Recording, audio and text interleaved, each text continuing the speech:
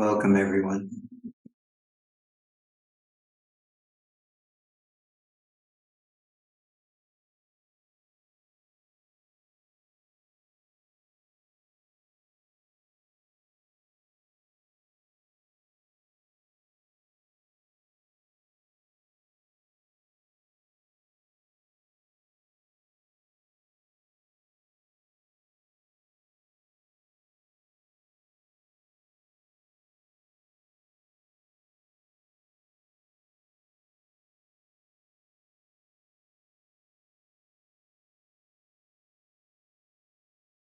Today, I want to speak with you a little bit about true renunciation.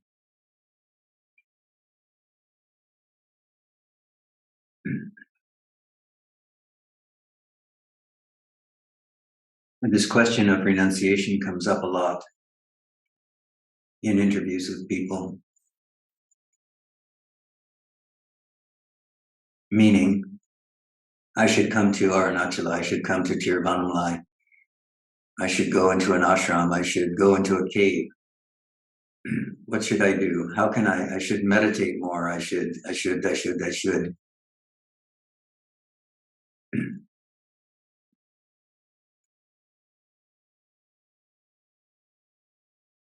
In traditional Vedanta, traditional Hindu scripture,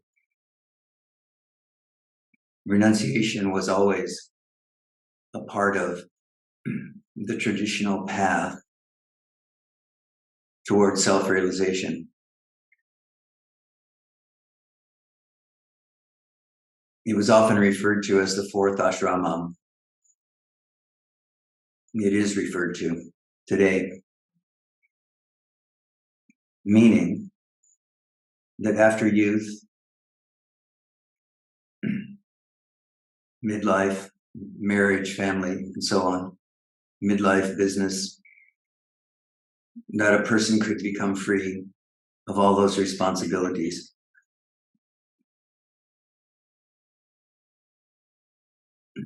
And leave them behind. To spend the remaining years of their life in meditation and solitude. This was the fourth and is the fourth ashramam. And of course, there was the option for those who felt genuinely called to self-realization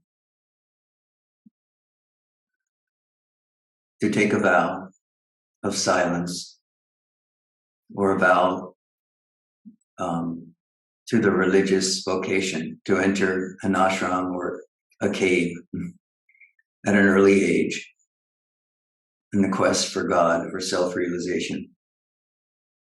This is the traditional view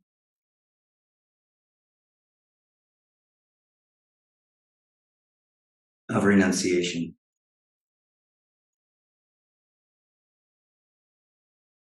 One of the relatively unique features of Ramana Maharshi's teaching, even though this had been his experience as a very young man, awakening at the age of 15, renouncing the world, moving to Arunachala, living in a cave, under a temple, and so on for 4 years, and then undertaking his service and teaching work with people. He himself was a renunciate, and a renunciate of the purest form, in the sense that he didn't wear clothes. He didn't live indoors. He didn't hold money. He didn't keep goods. He didn't do anything.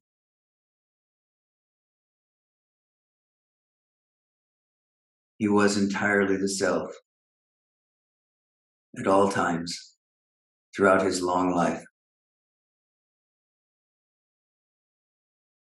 And of course, as many of you know, around him sprung up a large community, and this community continues to grow day by day around the world. But he was one of the very first who said this traditional path of renunciation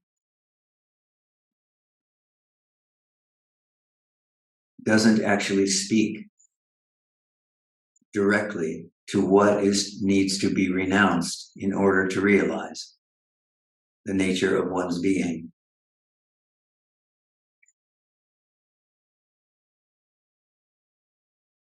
So he redefined, you can say, the path of renunciation to more clearly point out that it was the I, me, and mine, the I, you, and they, that it was necessary to renounce.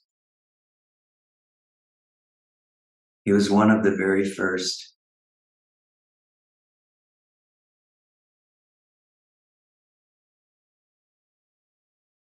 to say to his followers that they needn't come to live in the ashram, that they needn't come to Tiruvannamalai, that they could meet him wherever they were. And so when people asked him, should I renounce my family? Should I renounce my work? Should I renounce whatever they thought they should renounce? Should I go into the cave? Should I go into the mountain? His simple reply was, if that was your destiny, you would already be doing that.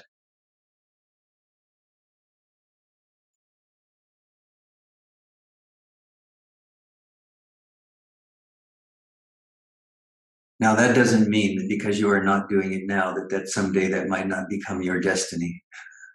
That someday the heart might not pull you to Arunachala, to Ramana ashram, to a cave somewhere, to an ashram somewhere. If that is your destiny, you also cannot stop that from happening. But what he clearly did was pointed out that the true path of renunciation was to renounce the me, the sense of the personal.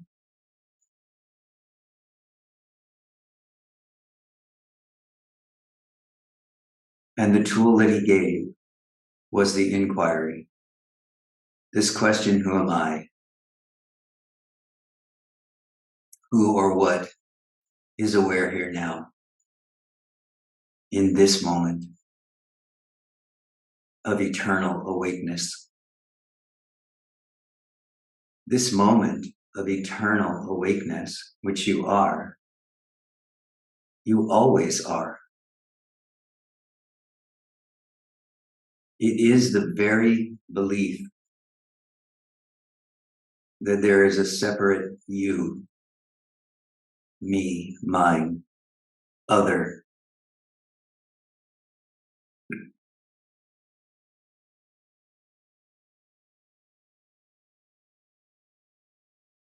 that veils or hides your constant perception of yourself as being consciousness and bliss, not as a body and a mind and a personality and a gender and a job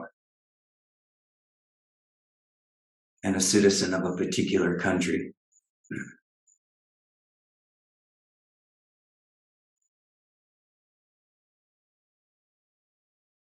One of the consequences of the recognition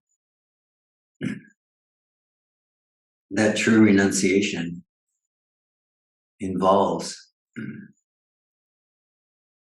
this recognition that you are not the me, the mind, you are not the body. One of the consequences of this in this modern time or this current age is that we have many like yourself living all over the world in some ways, living as a monastic, maybe not in your day-to-day life, but in your heart. Before the time of Ramana Maharshi, almost all saints and sages had followed this path of traditional renunciation,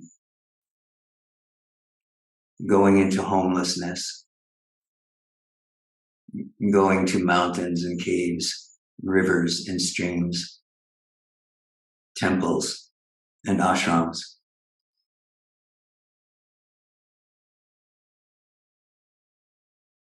But once it was clear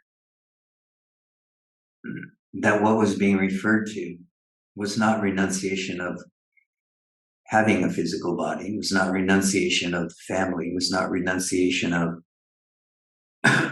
anything as a mental exercise, that true renunciation came on its own from the heart. One of the consequences of that is that we have a whole raft of realized sages in the last century, let's say, maybe longer, such as Papaji, Nanagaru, Nisargadatta Maharaj,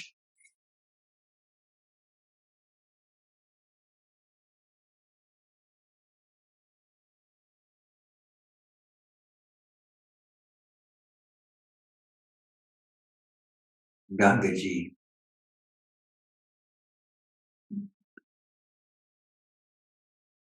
Eckhart Tolle,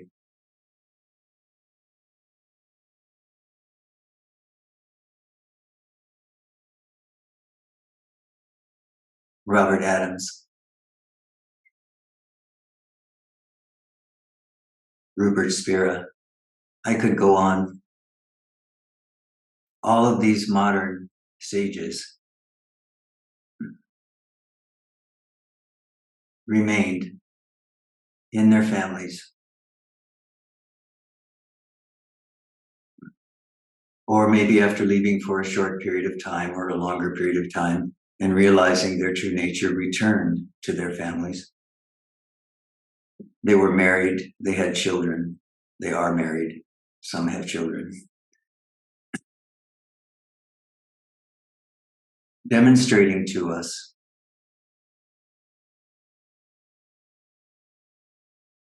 that the life of the sage in the realization of truth is not about the form. It's about cultivating the ability to know what you are not. And through this sadhana, this inquiry, this questioning of who I am, to know not only who you are not, but what you are in truth.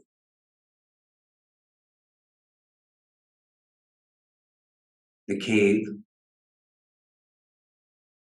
is the cave of the heart. Certainly the cave on Arunachala, the cave wherever it is you live, the cave of your apartment is helpful because the silence of your own being, the experience of knowing yourself as silence, is necessary for a sadhak. To know this deep inner silence is to know your true nature. This deep inner silence is the recognition of awareness before I, me, and mine. So certainly, periods of silence, renunciation of the world, if you will, are helpful, but they are not a requirement. What is required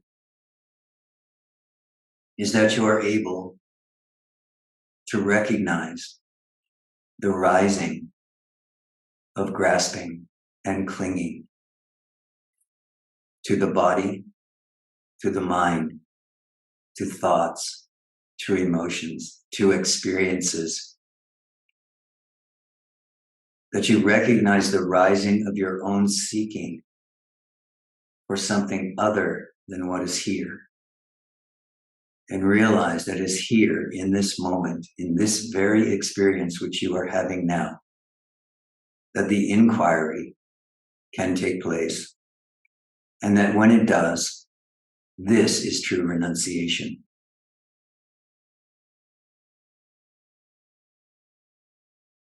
And this happens moment by moment.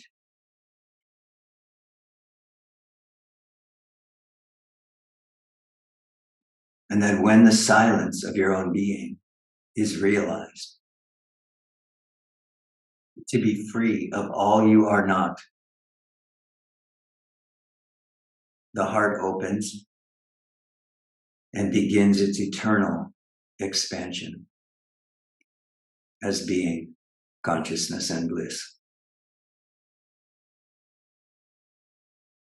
This is true renunciation.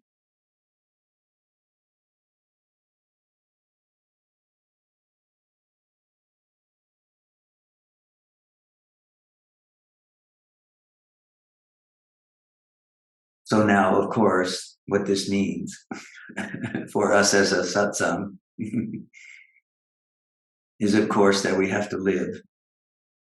And as individuals who are engaged in sadhana, is that we have to live not only with the full joy and the full bliss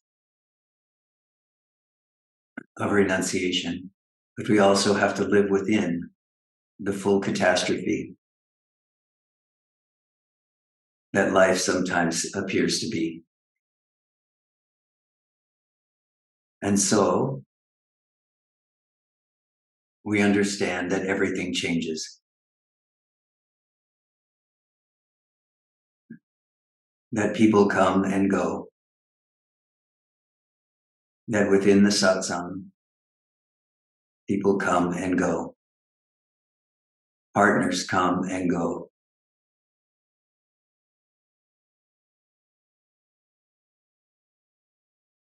People die. People are born. Sickness comes to you or to someone close to you.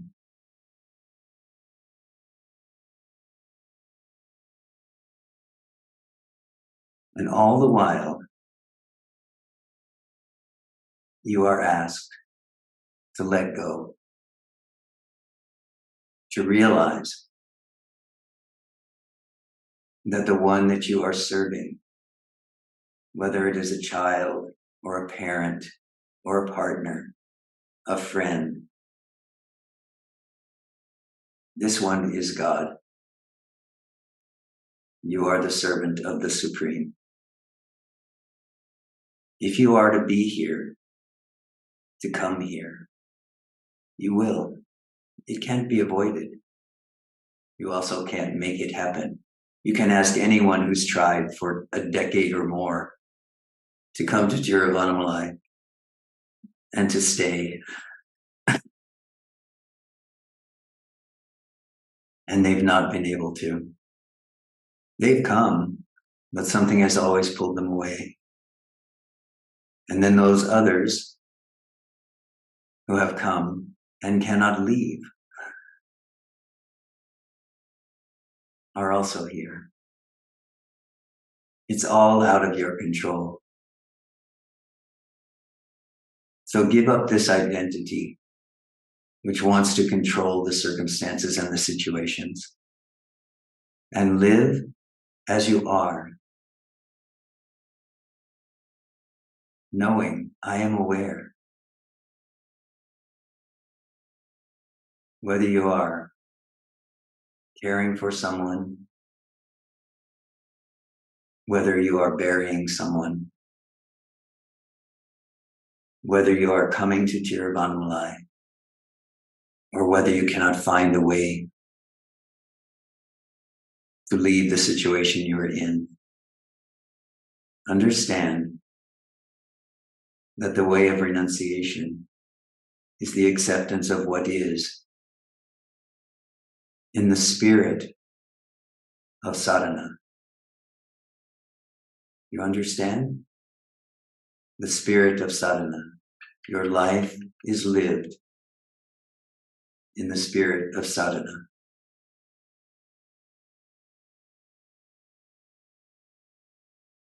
Wherever you are, whatever you're asked to do. You are free. Know this to be the truth of your nature. Remain free wherever you are, doing whatever you are doing. This is your sadhana. You are the self.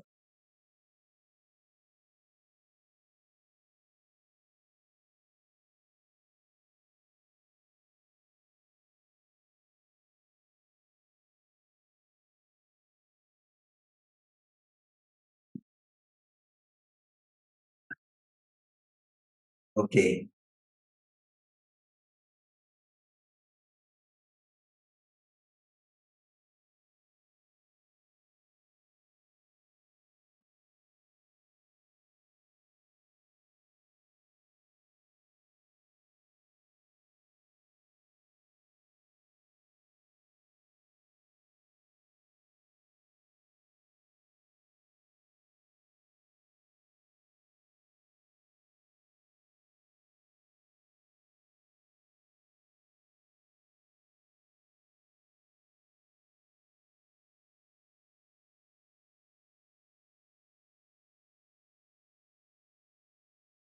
Please, if you'd like to speak with me, just give me a wave and then turn on your microphone.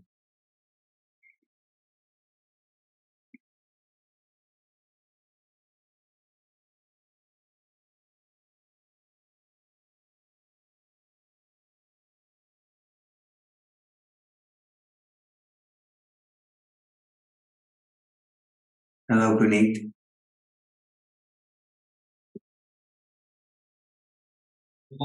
Can you hear me? Yes, but you have to stop moving around because otherwise the speaker goes off and on. So, just thinking today, The connection doesn't seem to be good. Maybe you can come a little bit closer to the mic.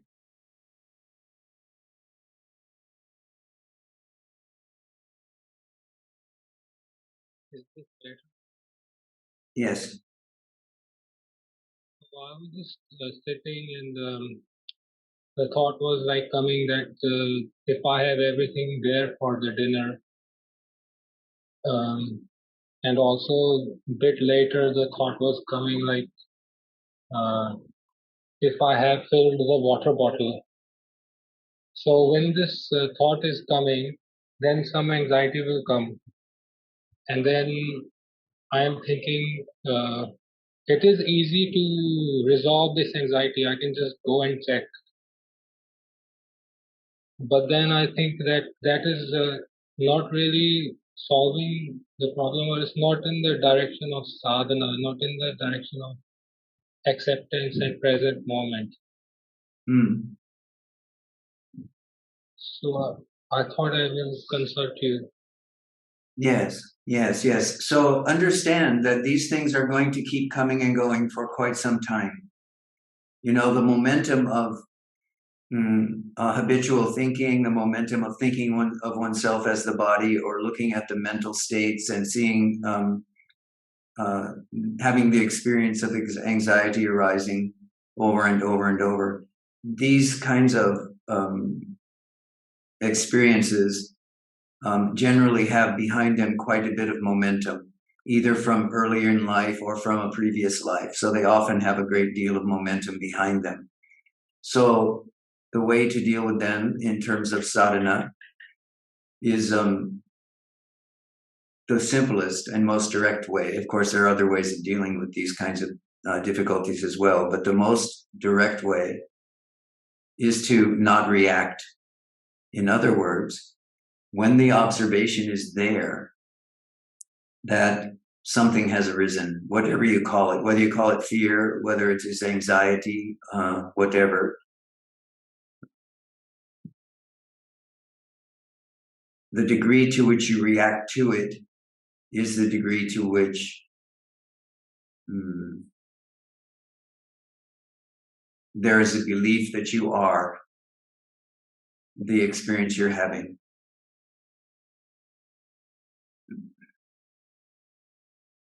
So as things come, the sadhana is to let them go as soon as they are recognized. This is fear. This is anxiety. Whatever it is, as soon as it's recognized,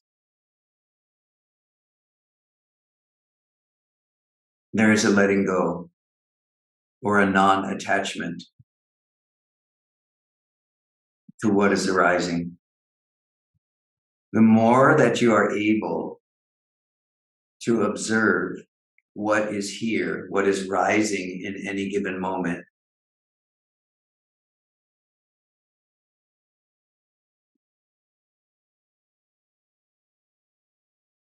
the more distance you have from the experience that this anxiety, this fear, these thoughts are me. These thoughts are definitely coming, so we're not avoiding something. We're not saying, I don't want this. We're not saying, this is bad. We're not saying, I have to get rid of this. What we are saying is, this is a wave. This is a wave coming through.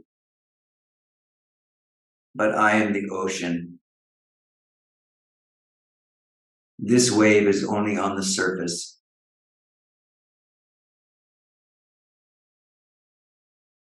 The ocean does not try to stop the waves.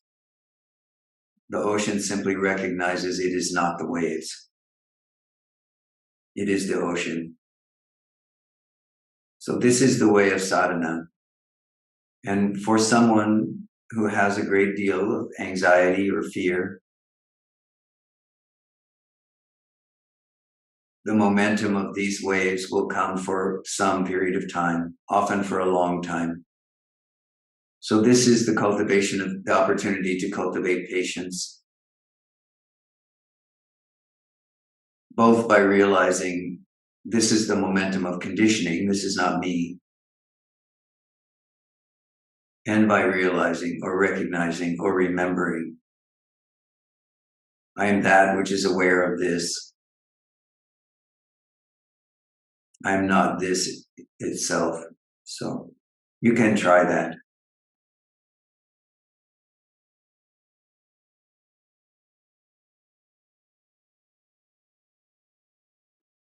Generally, this recognition of the sequence of something rising into awareness, the recognition of what that something is, even though you're naming it, this is anxiety, or this is fear, or this is sadness, even though you're naming it, you're not attaching to it. You're simply recognizing that this is what is here now in this moment. And I am that which is aware of this. This creates that little bit of distance that over time makes it possible to completely let go of the conditioning.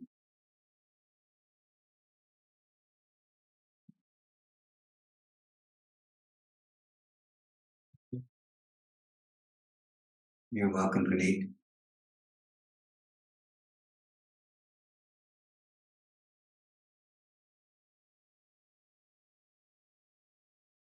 And it's this kind of sadhana, or practice, if you will, that is the foundation of true renunciation, isn't it? Because we're not pushing away the experience. We're not denying the experience that we're having. We're not saying there are no waves on the surface of the ocean. We're saying, yes, the waves are there, But we are also saying, I am the ocean, not the waves. So there's not an element of denial. We are allowing the experience to be what it is. We're allowing what is here now to be here now in full awareness. And the element of renunciation is the cultivating the habit, if you will, to not react and to understand that anything which comes when it's not attached to must go. Many of you have heard me say this before, that attention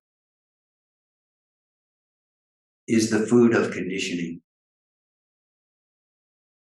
What I mean by that is that if you give your attention, your reactivity, your emotion to what is rising on the screen of awareness, using your attention, you attach to the thoughts, you attach to the experiences, you attach to the definitions that you give to whatever is appearing in your mind. When you do that with attention, you feed conditioning. You allow it to continue. When you say, I am that which is aware of this, the attention has turned back to what is before me and mine, before the body experience, before the sensations, before the thoughts, and has come back toward the source of being, consciousness, and bliss. Maybe not all the way back, but it has come back toward the source of being, consciousness, and bliss, thus depriving the conditioning of the food it needs to continue. Now, some conditionings, as you know, are big, jolly, fat guys. They have a lot of food stored up. So this conditioning will come up over and over and over and over. But eventually, they will disappear. Keep turning back to the source through the question, who am I? Or through noticing, I am aware. All will be well. Hello, Alberto. Good evening. Good afternoon. Here is good afternoon. Hello, a lot of hugs for all of you, brothers and sisters. My question is about renunciation. I mean, I'm since I start in this path, I didn't renounce anything, but it happens naturally, and that I'm not interested in the same things before. I mean, Yes. For example, I used to listen rock music, or I used to go to concerts, or I used to read newspapers, or I used to watch films or series about action or crime, thriller. Now nowadays I'm not interested in all of these things. I mean, I didn't renounce, but I'm naturally I'm not interested in these things anymore. And I would like to know if this is normal, or if any of you brothers have the same progression or transformation. Is normal this? Yes. What do you think? Yes, completely. As soon as you stop identifying with the habits, let's say, that you have taken on throughout a lifetime, they lose their energy. They no longer seem attractive. for you, I think this is an indication of how interested you have become in the recognition of the self. This has become the thing you are most interested in. So this is where your attention is going. And so this deprives all of the other prior experiences of the food for them to continue to. Yeah. For example, I don't eat meat because I don't want to participate on the sacrifice or suffering of other animals, and I don't eat meat or fish, or I don't eat some food like with a lot of sugar, because I don't. Before I was very, I would like sorry, I ate a lot of cakes and biscuits and a lot of food with sugar, but now I don't eat a little. I don't eat this kind of food, but I think it's because my body or mind don't ask for these things now. Then Yes. I don't want to fall in a spiritual bypassing, because sometimes I think maybe this is a kind of spiritual bypassing, but I think it's naturally I'm not thinking in these things, so I prefer start in my own, feeling myself and not doing all of these things. So I don't know if is a good sign, or yeah. Just keep going, keep going. But I will also tell you that your sadhana over time may change. So what you're doing now is necessary now. That is what is here. Okay, this is what I'm saying. This is what is here. You are losing the urge to participate in the things you participated in before, because you have become more interested in the recognition of the self. So this is what is here now. Do that, but don't be surprised if something comes back in again some other time, because you don't have any attachment to it. Yeah. If you find yourself saying, "Oh no, I will never eat another piece of cake again," then you are attached. Now your sadhana has just become another box to put yourself in. What we are interested in knowing here is our already inherent free state. Okay? Yeah. We don't need to substitute one box for another box. Yeah. Sadhana gives us the freedom from these conditioned thinking, from the conditioned behaviors that came before, in order to be able to look now and see what is here now. Who am I? And sometimes then these things naturally fall away, which were a distraction before. So they naturally fall away. But at the moment that we realize that who we are is being, consciousness, and that all of this, all of it, without exception, is that. Now we can just enjoy a piece of chocolate cake as it is, as a piece of chocolate cake. We don't worry about whether it's part of the sadhana or not part of the sadhana. This question doesn't arise. Okay? The reason it doesn't arise is because there is no me to ask this question. There is just a spontaneous realization of the self in its present state. That's it. Nothing else. So continue as you're going. It's beautiful. Let go of everything that needs to be let go of. This is a natural renunciation that can happen. Just let this happen. However, don't let the ego put you in another box. Yeah. So that you spend 15 years inside another box. You are free here now. Yeah. So the thing is, for example, if someone invite me to a cake, oh, I made this cake in my home. Would you like to taste? And I can say, okay, I try a little. So it's okay. I don't. No, I'm not. It's sugar. I can eat a little. Or it's okay. But I'm not attachment to it. I'm not. I don't need it. So I Don't think be attached I think either. everything is okay. Alberto, don't be attached either way. Don't be attached either way. Notice if attachment is coming. Yes, I want that. No, I don't want that. Who is this I that says I want that? Who says I don't want that? This is the practice. This is the sadhana. Okay.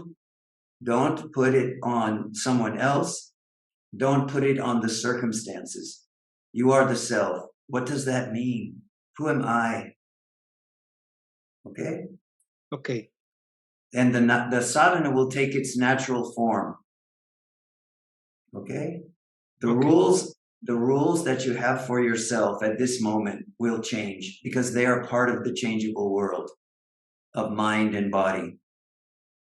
So, whatever parameters you need for the sadhana to give yourself the space to ask the question, who am I? Am I aware?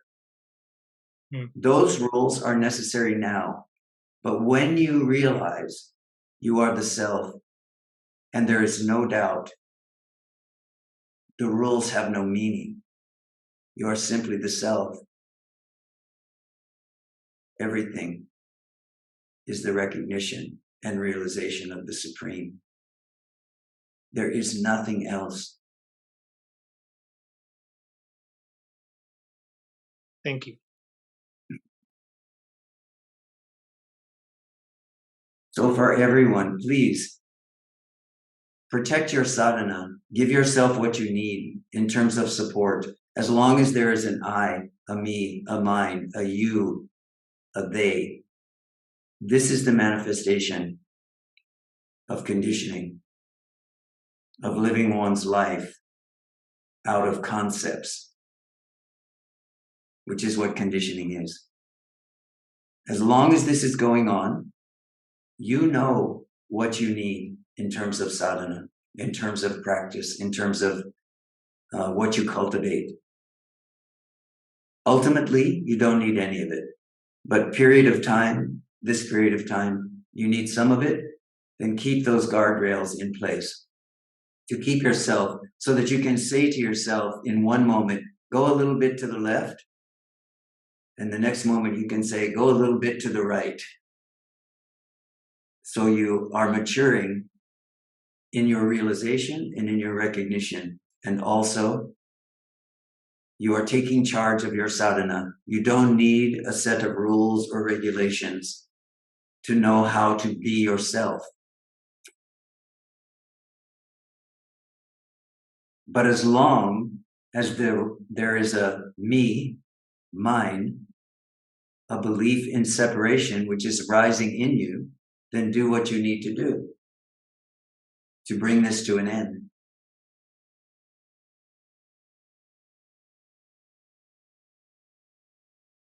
If you do this in this way, you will find one day that what you think you have been doing for a long time, your sadhana, this also has ended. Why? Because this sadhana is related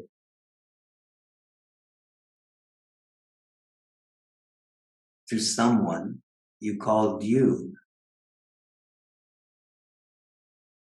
And while awareness is still here, as being consciousness, as emptiness and clarity, awareness is still here. The you has dissolved.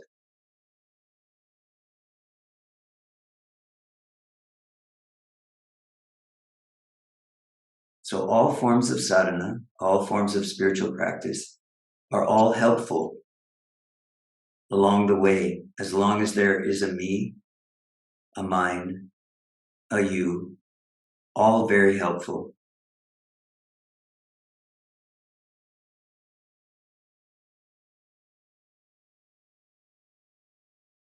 But ultimately, what is realized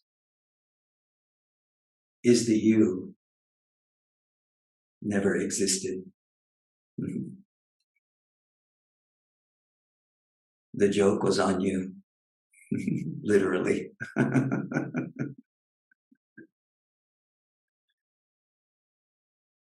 You are all free,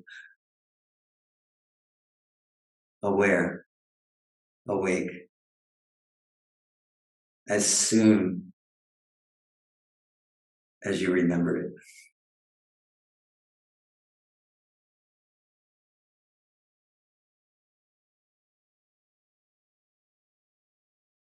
Of course, you are awake, aware, and free, even when you don't remember it. But it's a lot more fun when you do.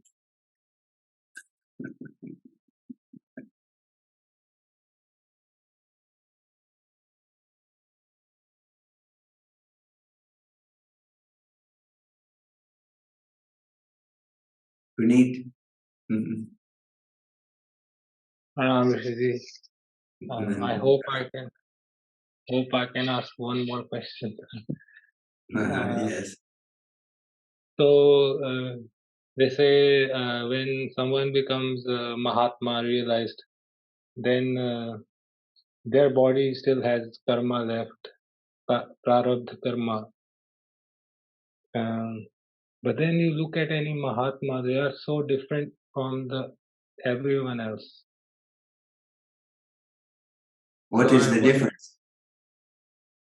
I don't know.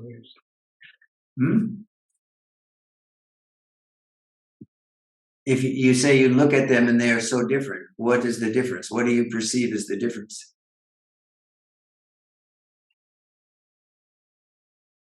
I guess they are free and they're compassionate and love. Yes, You and get so what are they free of or free from? only intellectually I can say the I. Maybe. Yes, yes, yes, they are free. There is no more you there anymore. There is only the Supreme. Yes, only the Self, Ramana would say. Yogi Ramsarat Kumar would say there is only the Father.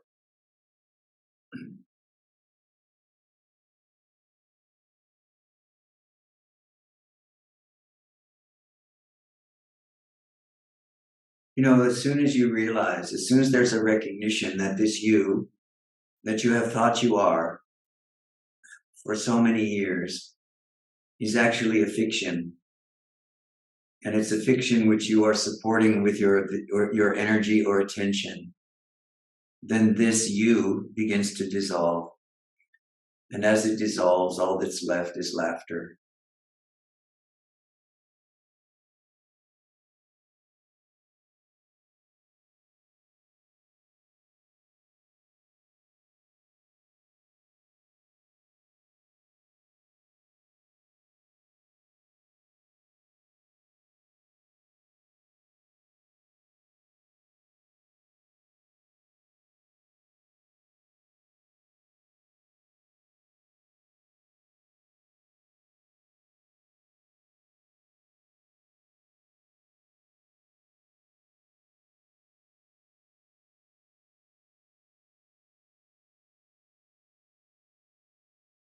You know that the Mahatma, Puneet, the sage, does not see any difference.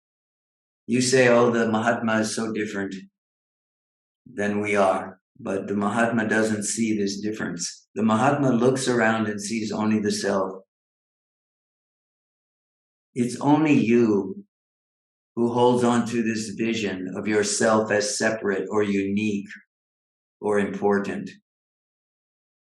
And because you think you are separate or unique or important, you think she or he is important and separate. But she or he does not recognize this separation, cannot see it. It doesn't exist in the mind of a Mahatma. in the mind of a sage or a saint. This is why to you they appear different. To them, you appear the same. You are the self. Please come to their viewpoint. This is all that you're being asked to do. Come to their viewpoint. Don't hold on to the point of view of separation, of uniqueness,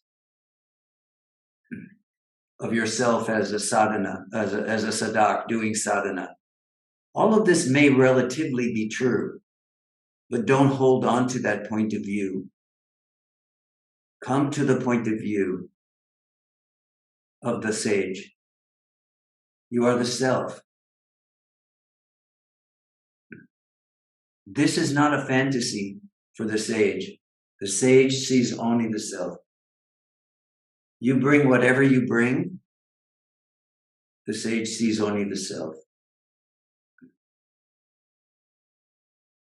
Change your point of view. Do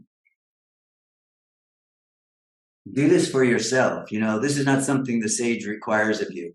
You are the self no matter what. The sage only sees the self no matter what. Even you behave any way you like.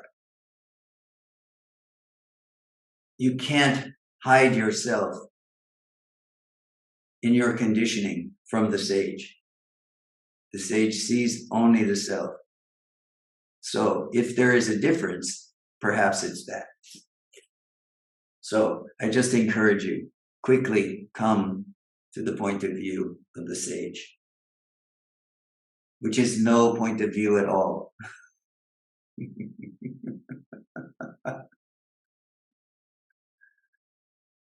Okay.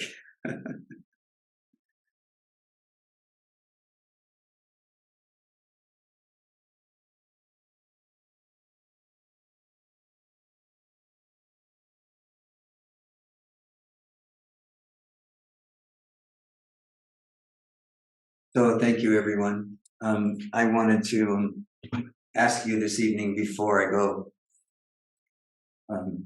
to please keep everyone in the Sangha, everyone in the Satsang, in the open heart of your own love. Sometimes, because we are not all in the same place at the same time, and we don't often know much about each other, we aren't aware of the challenges that people are facing. Of course I am, because I know you all and I speak with you all. So I would just ask you to keep your heart open.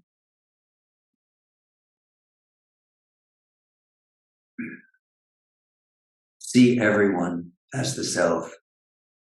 View everyone with compassion.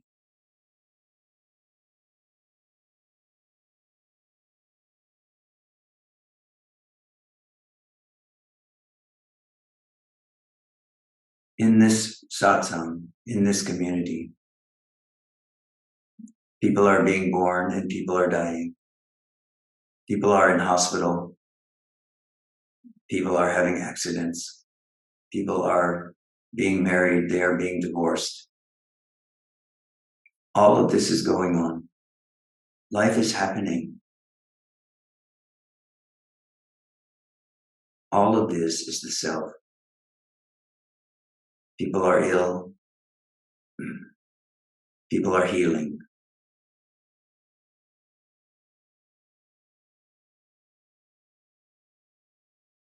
Mothers are weeping.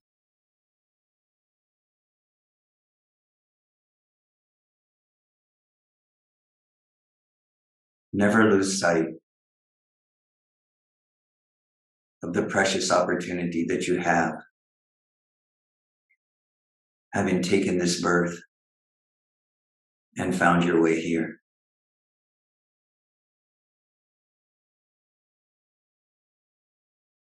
Love those around you by seeing them as the self. Let go. Give yourself freedom. Liberate your mind. Liberate your heart. Liberate everyone.